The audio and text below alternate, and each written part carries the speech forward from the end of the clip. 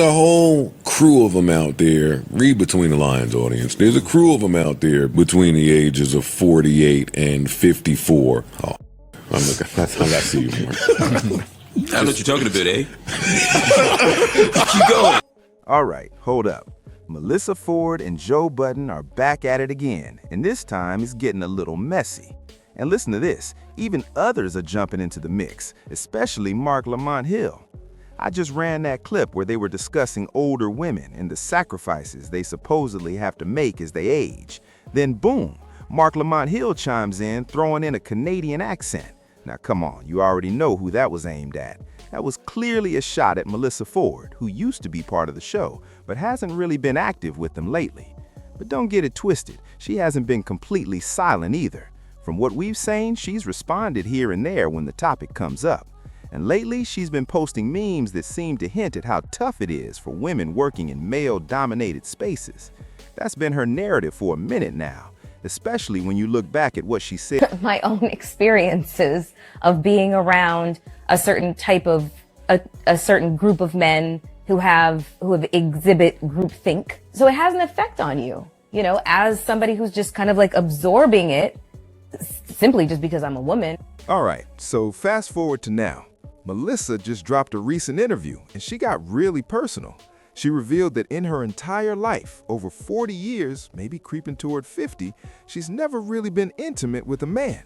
She broke down how she used to only link up with men who had serious bread, the kind of guys with means. And hold up, here's exactly what she had to say. Oh, if I've really had an intimate relationship with a man in my entire life. I dated men of means. So I started flying by PJ and staying in, you know, wonderful hotels and incredible suites and traveling the world. And I've literally had a guy, it wasn't even a first date, it literally was a first hang, spend $100,000. Now listen, this actually lines up perfectly with that earlier conversation Joe Budden was having.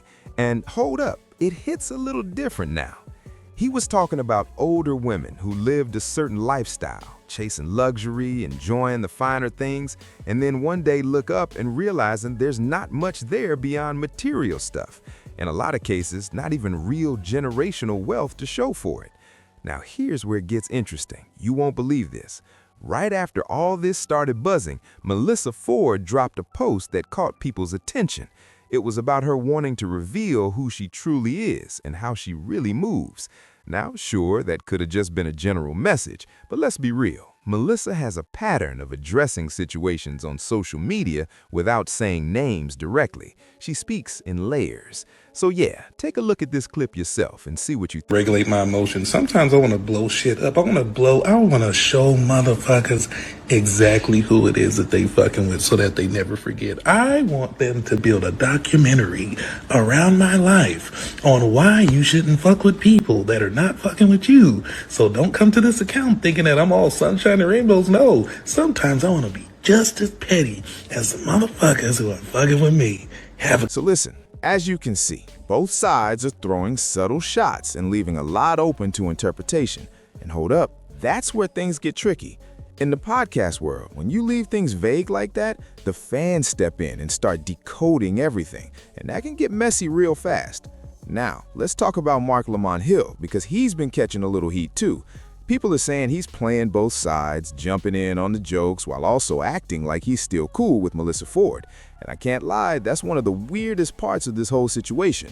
It really feels like Marc is walking a tightrope between staying friendly with Melyssa and still entertaining the pod's narrative. Now here's what makes it even more interesting. Marc said on Spaces that he actually spoke to Melyssa recently, like just last week. So hold up, maybe there's some kind of understanding behind the scenes where everyone knows he's gonna play into it publicly. Now shifting to Melyssa, her podcast, yeah, it's basically gone quiet. It hasn't dropped anything in like a month or two, which is surprising, because honestly, I thought once she left the Joe Budden podcast, she'd double down and build her own lane. But that hasn't really happened, at least not yet. So now we're all watching to see what her next move is. And let's be real, a lot of people are still rooting for her. You can see that in the comments everywhere. Only time will tell what she's got planned next. because in my opinion, she had real potential with that podcast. She was pulling in serious numbers, hundreds of thousands of plays on Spotify. If she stayed consistent, she could have easily leveled up into a major voice in the space. But here's the thing. It felt like she struggled to balance her past image with who she wanted to be now.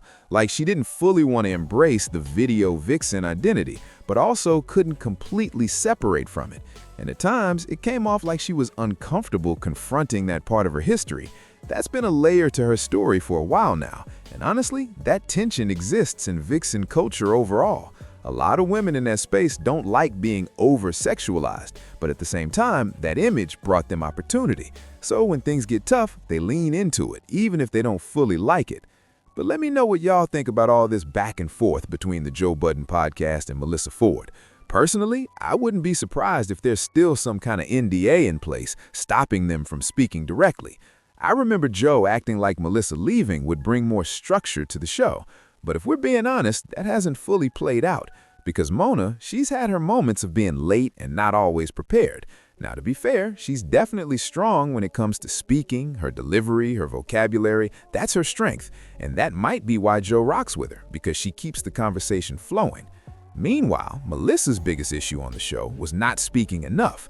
The only time she really went viral was during gender debates or when she leaned into that it girl energy.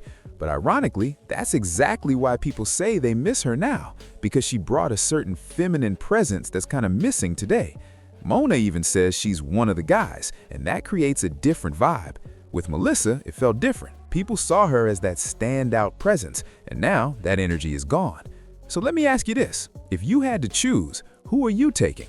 Melyssa Ford, Mona, or just go back to an all-male cast? I know people hate that conversation, saying folks just want male voices, but let's be honest, if the space doesn't really support balanced conversations between men and women, then what's the point of forcing it? Look at Rory and Mal. They made it work with Damaris because she's treated like a co-host, not the female perspective. And based on what we've seen with both Melyssa and Mona, maybe this particular show hasn't figured that part out yet. But Joe clearly has the numbers. Around 25% of his audience is women, so in his mind, he's gonna keep a female presence on the show. That might just be part of the formula. But yeah, that's the breakdown. Drop your thoughts in the comments. I want to hear all of it. And make sure you follow me on Instagram, Twitter, Patreon, tap in everywhere. This is your boy, and I'm out.